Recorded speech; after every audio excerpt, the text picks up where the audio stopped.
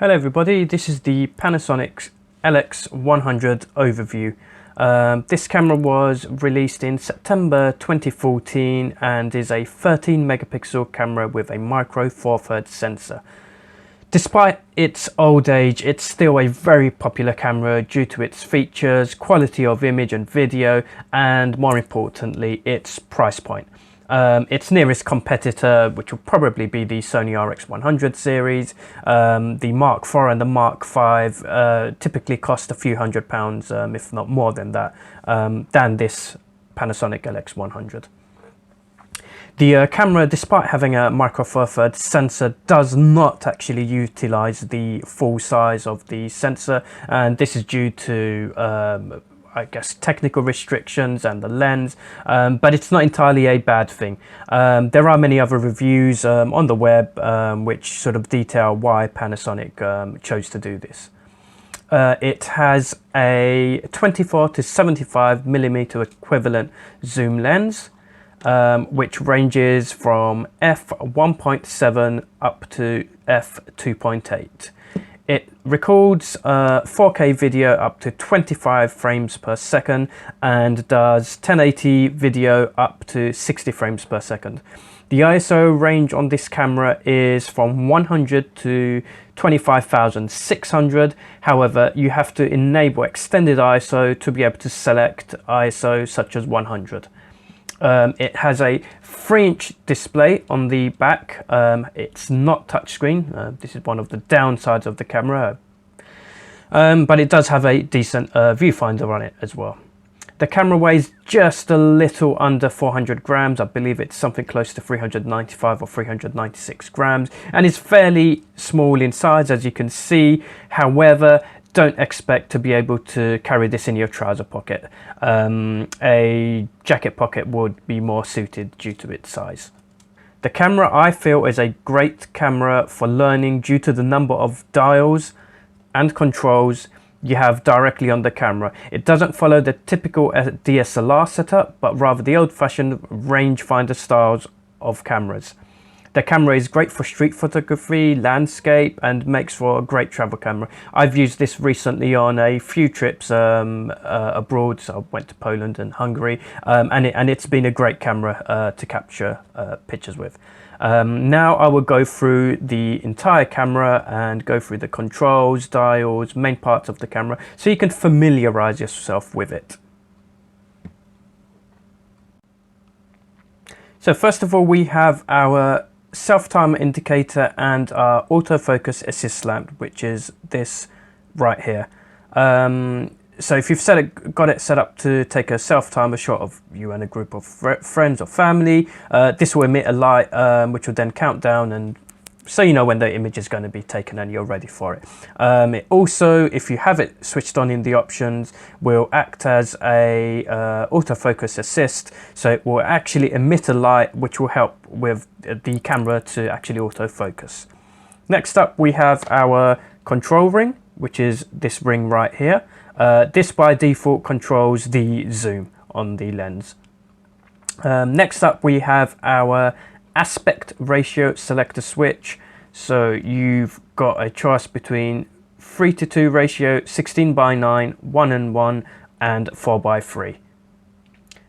We then have our hot shoe, and we'll just remove the cover. So this is for the lens the flash that's applied with the actual camera itself. So you attach this to here, and we're just going to pop our cover back on. Next up, we have our aperture ring. This is what we use to control our aperture, and we can also set that to auto. Next up, we have our focus selector switch, which is this switch on the side of the lens, and you've got a choice between autofocus. Autofocus with the flower symbol is for macro, and the manual focus. You can see here I have it set to autofocus. Next up, we have the lens front ring, which is this ring on the front of the lens here. Now, this is here so that you can use the auto lens cap. You've got to remove this if you use the auto lens cap. The auto lens cap is an optional accessory available for the Panasonic LX100. Now, to remove this, you do need a bit of force. I believe initially it is actually a bit more tough. I don't know if they glued it on. But anyway, that is removable. You do remove this, keep this in a safe place if you do use the auto lens cap.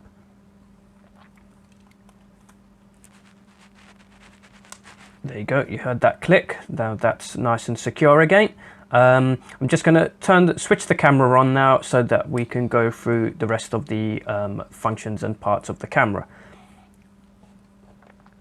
So next up we have the lens barrel. This is the lens barrel right here, and as we zoom in and out you will see it extend or retract. Now the lens on the front does have a filter ring on it so that you can attach filters, and so I've got a 43mm, and that's a diameter of the lens here. I've got a 43mm, just a plain UV filter. I merely use this just to protect the lens. I do sometimes, you know, you do get spots of rain fall on it, and by the way, this camera is not weatherproof, so do not use it in wet conditions. And essentially, it's just to protect the lens. So I'm just going to pop this back on.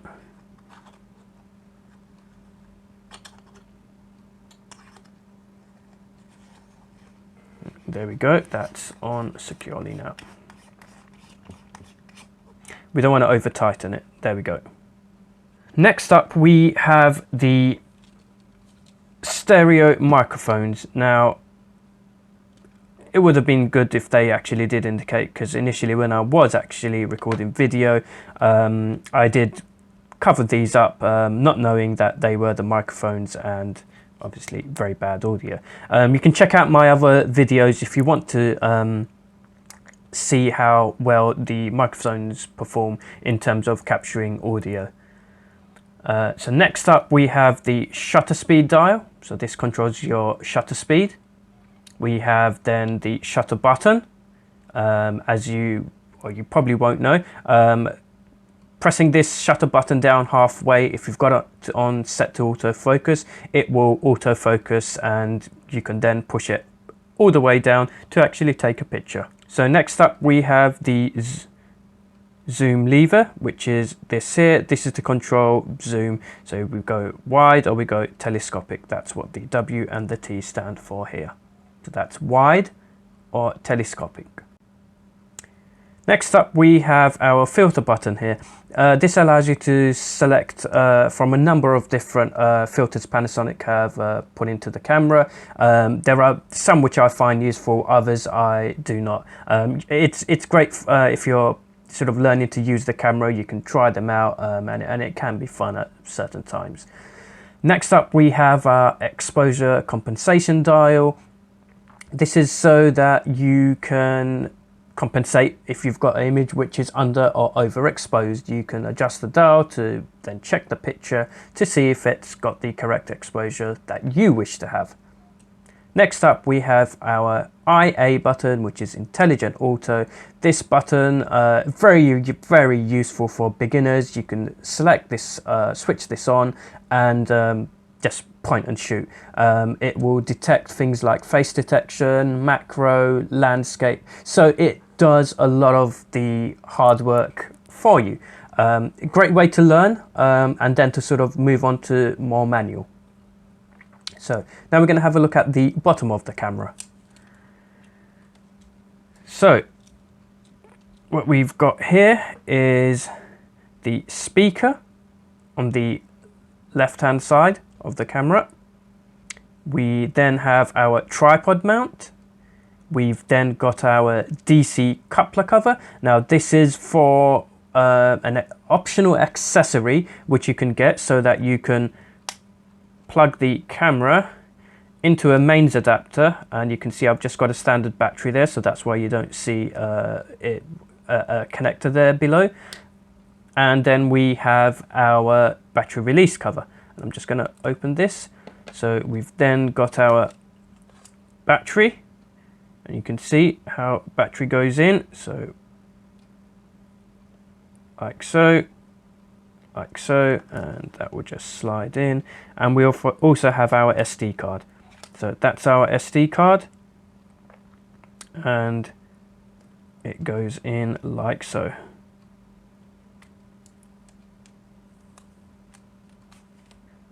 Next up, we're going to look at the back of the camera.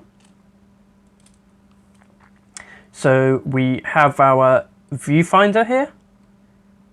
We have an eye sensor, which is here. So this is when you take the camera close to your eye, the viewfinder will automatically switch on and it will switch off the main LCD display. We've got a diopter control button just on the side here, so you can change this to get the image that's shown on the viewfinder in focus, depending on whether you have glasses or contact lenses. It depends entirely on what you see best. Next up, we have the LVF button here, or also known as the function free button. So this is the live viewfinder. This is a switch to switch the live viewfinder on or off. Next up, we have the strap eyelet. We've got one on either side, one here, and one on that side. This is our LCD display or the monitor. On the side of the camera here, this is the right hand side, we have our HDMI output and then our AV digital socket down here. On the left hand side of the camera, we have, as I've just mentioned, another strap eyelet. We then have a Wi-Fi antenna, which is, there's no symbol for it, but it's on this side towards the top here. We've then got the Wi-Fi button, which is this button right here, and it also is our function 2. So you can change this button to either work as the Wi-Fi control on and off, or you can set it to something else. And then we have an indicator light here, which will let you know if Wi-Fi is currently on the camera or not.